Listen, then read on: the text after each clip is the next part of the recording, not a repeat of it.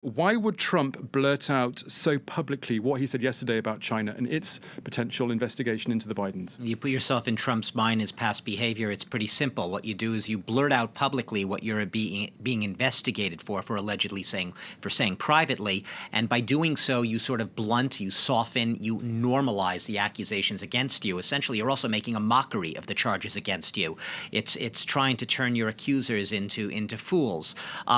Obviously, the investigation hasn't changed one iota. What has changed is Trump's, perhaps his strategy of trying to make the accusation look ridiculous by talking about it out loud. We've seen him do it before. We saw him back during the 2016 campaign. He looked straight into the camera, and he said at one point to Russia, addressing Russia, "Russia, are you listening?" Basically, essentially calling on Russia to steal, to hack into Hillary Clinton's 30,000, as he called them, missing emails. We know the rest is history after that. But this is a very public strategy. By divulging the so-called secrets, by speaking publicly about behavior that your opponents are investigating you before, you try to sort of move the needle, if you will, of acceptability. Make that which your opponents say is absolutely unacceptable acceptable by merely saying it publicly. But the fact of the matter stands. Donald Trump stands accused of calling upon foreign interference for his own domestic gain against a domestic political rival, and that the investigators in the House are saying is an abuse of his oath of office, of his constitutional oath. That has not changed. And how have both parties, the Democrats and the Republicans, that's of course Trump's own party, how have they been reacting to these latest Right. Well, comments? interestingly, what hasn't changed is the Republicans that have always had Donald Trump's back still have his back. We haven't had any Republicans, or very few at least, very few, coming out and loudly and vocally defending the president's actions with respect to both either China or Ukraine. What we have had is a lot of talking points which have been created by Donald Trump's own narrative, and that is turning the tables against the Democrats, or at least trying to, by basically making the case, as if you're in court, that basically all of this is a political vendetta by Democrats who are bent on bringing Trump down.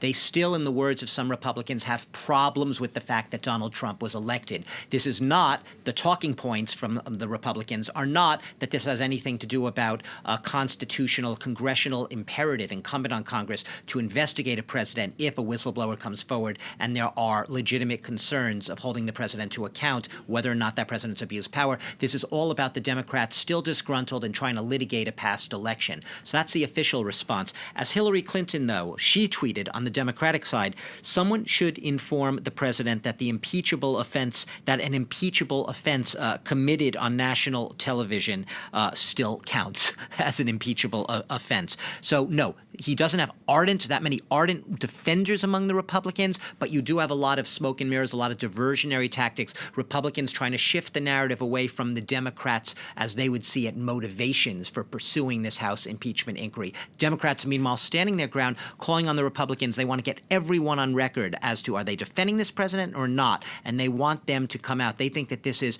a sort of black and white case where everyone should be condemning the president for this behavior, that it is very clear, literally black on white, that he has abused his oath of office and that there's not too much room for murkiness or ambiguity in there.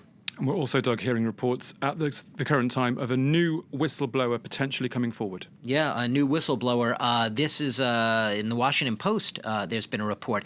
There's been a lot of talk about this for a long time, about Donald Trump's audit of his tax returns. As we know, Donald Trump has famously refused, the only the candidate to do so, to refuse to release his tax returns. Normally, that is a very normal procedure throughout U.S. political history in modern times. You release your tax returns.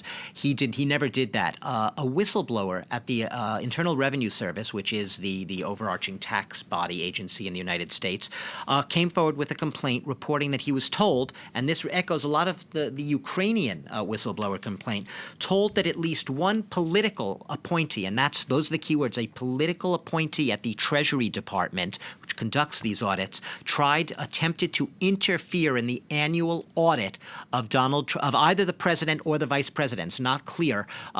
the tax returns, the audit of those tax returns. Donald Trump has often used in the past the reason for not releasing those tax returns. He says, well, I'm in the process of being audited. The auditing is supposed to be a non-political process, free of any political interference. So if these allegations were to be borne out, it would definitely raise a lot of concerns. The whistleblower also was raising complaints in this, as reported in this inquiry, that those who do raise concerns are a lot of pressure is being brought to bear on them from Trump administration officials. That is, the whistleblower's job is becoming harder. So the House, I can guarantee you, this is another shoe dropping. We're likely to see more shoes dropping, but you can absolutely be guaranteed that even as the Trump administration dismisses this newest whistleblower complaint as flimsy, the Democrats are going to go on the offensive, as they have with the Ukraine whistleblower complaint, and they are likely to call, they're discussing right now whether or not to make this latest complaint public, to publish it. Okay, Douglas Herbert, thank you very much for that insight.